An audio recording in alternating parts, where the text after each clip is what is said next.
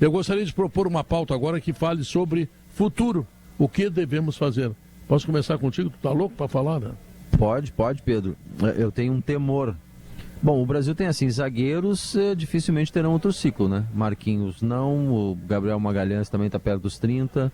Toda a linha de defesa do Brasil, né? O lateral esquerdo, o lateral direito, os dois zagueiros. Acho que o Gabriel Casemiro não vai mais. Eu acho difícil. O assim, zagueiro. Difícil. Mas assim, pra a gente fazer uma análise. Que ele sofreu hoje, mas ele não é mau zagueiro. Do meio para trás. O Gabriel Magalhães? Do meio para trás, o Brasil vai ter que fazer. O Brasil vai ter que fazer uma renovação bem expressiva.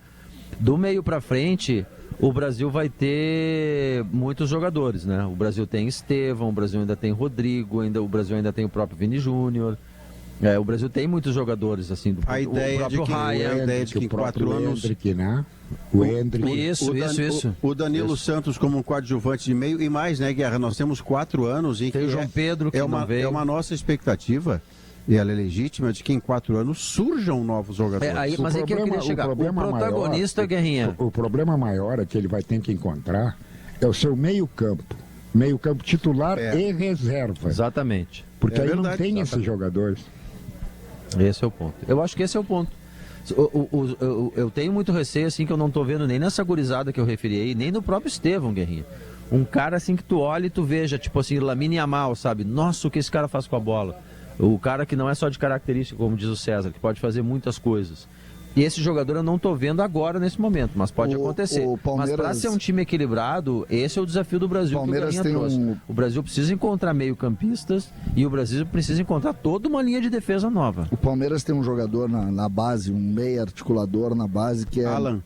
É muito bom. Eu também gosto muito dele. É um cara que você vai ter que botar em seleção brasileira. Então tu tem jogadores assim, é que me assusta, por exemplo, aí o Brasil vende esse jogador. O jogador vai para uma estrutura de um time formado lá com uma característica. Então tu pega lá, escolhe o time. Que hoje o Brasil está jogando muito parecido como se joga na Europa. Aí tu pega lá um time que tem 2 extremas, que fecham em linha de 4, tu tem 2 volantes que jogam em linha, e tu pega um jogador feito aqui que tem tudo para crescer, e tu bota ele numa característica de jogo lá, e tu simplesmente limita ele àquele jogo. Ele vai ser menor do que a gente precisa. Ele vai ser menos do que a gente precisa. Todos são assim. Tu deste o exemplo agora de um jogador que era fantástico na base. O Gabriel Jesus. Gabriel Jesus virou um jogador totalmente comum, tanto é que nem na Copa foi. Jogou 2 Copas do Mundo, não fez nenhum gol, né? Não fez gol. Nenhum gol.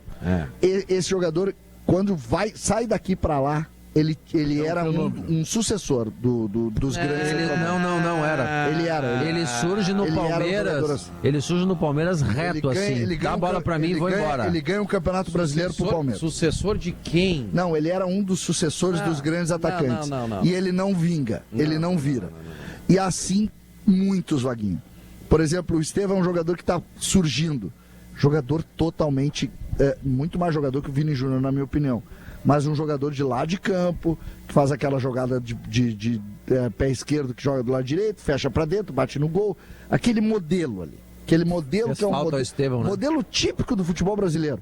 Modelo típico do futebol brasileiro hoje. Sabe o que cansa, Tem cara? 30 jogadores iguais. A gente está fazendo um programa aqui que é extremamente qualificado, na minha humilde opinião, com várias teses, várias ideias. Muito difícil de fazer. Muito difícil. Um programa, olha, talvez o mais qualificado de toda a Copa do Mundo.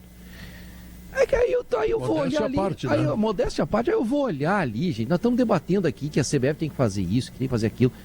Tem 2 amistosos contra a mesma seleção, gente. Vocês acham realmente que a CBF está iniciando algum movimento? Isso aí é grana pura, né? Pelo amor de Deus, é só gente. Dinheiro, é só pela Mas cota. pelo amor de Deus, cara, se fosse sério o negócio, primeira medida é a seguinte: acabou amistoso caça-níquel. Nós vamos pensar na parte técnica. Nós vamos tentar um amistoso contra a Alemanha, lá na Alemanha. Nós vamos tentar um torneio contra... Eles não têm data. Contra a Argentina. É que eles não jogam. Não tem data, sabe por quê, Pedro? Porque os patrocinadores precisam atender as vontades, as seleções precisam atender as vontades dos patrocinadores.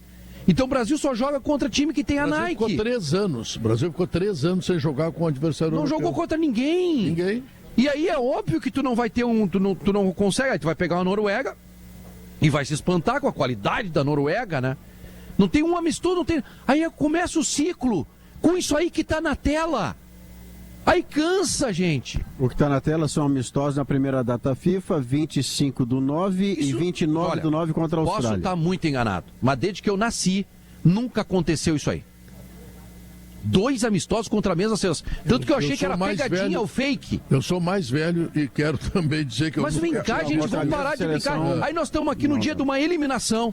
Nós estamos chateados como cronistas, como torcedores. E aí eu tenho que ler um negócio desse aqui. Nós estamos debatendo que a CBF precisa, o Diogo trouxe uma ideia espetacular, que é reduzir o número de... Acho que é ruim para os clubes, né? Porque os clubes se apertam, não, tem eu tô pensando no produto Seleção Brasileira, que é a nossa grande marca e está se apequenando. Pensando no produto Seleção, é uma boa ideia, diminui para 4, para 5, como era antes. Faz a base, né? Jogar mais aqui, ficar mais tempo por aqui, boa ideia. Nós estamos pensando nisso e a CBF está marcando um amistoso contra a Austrália, um atrás do outro. Mas isso aí cansa minhas ideias, gente. Isso aí cansa. Aí nós vamos ficar debatendo o futuro da seleção brasileira. Aí eu me coloco no lugar do presidente do Inter. O presidente do Inter, agora nós não vamos mais formar jogador para... Nós não vamos mais formar jogador para vender. Porque eu estou preocupado com a seleção brasileira. Uma pinóia que tem que se preocupar com a seleção brasileira. Eu quero que o presidente do Inter se preocupe com o Inter. Eu tô nem aí. Sabe por quê? Porque o primeiro que tem que se preocupar com a seleção brasileira é o presidente da CBF, que tá cagando e andando. Mas começamos bem. Não, rapaz, tá um pouco irritado. Começamos, agora sim veio ele. Fomos Tava descendo, sentindo a tua O falta. restaurante do hotel lá olhou Tava assim. sentindo a tua falta. Eu acho que esse cara perdeu. Mas Tô errado? claro que não. Eu tô errado. Claro que não. Sabe que... Eu vou ligar pro presidente Alessandro. Presidente, aqui, ó. A partir de amanhã, presidente, o senhor não me forme mais jogador pra vender, presidente. Não é isso. O senhor não forma mais jogador pra vender. Mas se tu tiver sabe uma por regra quê? pra todos. Sabe por quê? Porque nós temos que ganhar a próxima Copa do Mundo. Para com isso aí, os caras não estão nem aí, estão marcando amistoso contra a Austrália, rapaz. O modelo do futebol brasileiro, eu estava vendo aqui algumas mensagens que a gente vai recebendo no debate, tem muita gente conectada com a gente. E o Pimpo Contours, que foi conselheiro do Grêmio há muitos anos, e me diz o seguinte: vocês já pararam para pensar que a diminuição do grande jogador brasileiro tem a ver um pouco também com a Lei Pelé? Porque a Lei Pelé, ela nasce no final dos anos 90, e a partir de lá ela dá super valor a empresário de futebol, ela monta um outro modelo de distribuição de renda no futebol, ela empobrece os clubes estão agora 25 anos depois quebrando. E quando a gente vai olhar, a gente vai ver o seguinte: será uma grande coincidência? Será que isso tem relação? Porque os clubes quebraram. O Flamengo não. O Flamengo é um clube.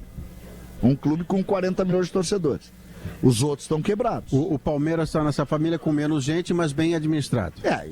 E o Palmeiras tem 2 patrocinadores de pessoas que o Cruzeiro só não quebrou porque tem um cruzeirense que é rico. Isso. Não, mas está quebrado. Porque o contexto está quebrado. Então, nós temos que tentar entender como levar esse caminho. Agora, o Vaguinha tem toda a razão. Ninguém leva a sério a seleção brasileira. A própria CBF, quando marca 2 amistosos saídos de uma Copa do Mundo, que a gente podia fazer todo um trabalho de pensamento maior da seleção. Tu vai jogar contra a Austrália, fora de casa, 2 jogos iguais no intervalo de 3 dias, tu olha aquilo ali e diz o seguinte: eu vou estar pensando em me preocupar com isso aqui? Eu não. A questão... Mas, gente, olha só, se tu baixar o número de estrangeiros, é uma regra que pega para todos, e daí todos vão ter a mesma questão. Tu vai ter que se vender jogadores, tu não vai poder, tu vai ter que dar mais espaço para os jogadores da base. Isso aí a CBF pode fazer. Isso já está em pauta, inclusive, né, Diogo? Na última vez que houve uma espécie de conselho técnico do futebol brasileiro, que os dirigentes se reuniram lá no Rio de Janeiro, nem foi aqui, foi lá no Rio de Janeiro, a ideia de esse número que cresceu demais de estrangeiros no elenco, e por favor, aqui não vai nenhuma xenofobia. Aqui vai apenas você poder dar a margem para que jogadores feitos em casa, nas bases dos clubes, tenham um teto mais alto do que viu um jogador nota 6 do Paraguai ou de qualquer seleção, e que não deixa esse menino jogar porque ele está pronto. E o menino não está. Ou por outra, tu não contrata esse jogador que o Inter contratou, o último aí, o... Maripã? Não, antes. Meio campista que veio da Argentina, uruguaio. Alan Rodrigues. 20 milhões de reais. Esse dinheiro tu pode aplicar na base. Tu não gasta num jogador que tu não sabe se vai dar resultado, não deu resultado nenhum, é um problema para o Internacional, tem que pagar uma conta bastante alta e não tem dinheiro. Que Pedro essa ideia do Diogo é espetacular, só que lamento, Diogo. Não tem ninguém para pensar nisso aí lá dentro Cara, da CBF. porque vender, Vaguinha, porque vender, os clubes do Brasil sempre vão vender. A gente é formador e vendedor. Sempre foi assim e sempre vai ser. Só que a gente tem de tentar os clubes terem não só atacante, tá? Tem o exemplo de um zagueiro aqui ali, mas faz uma média aí. Pega lá o Palmeiras, que vendeu o Vitor Reis. Isso. Vitor Reis. Vitor Reis, perdão, por um caminhão de dinheiro. Mas vai ver quanto foram se as grandes vendas do Palmeiras não foram o Gabriel Jesus, E o não é Estevão. o Hendrick, não é o Estevão, é o ponteiro.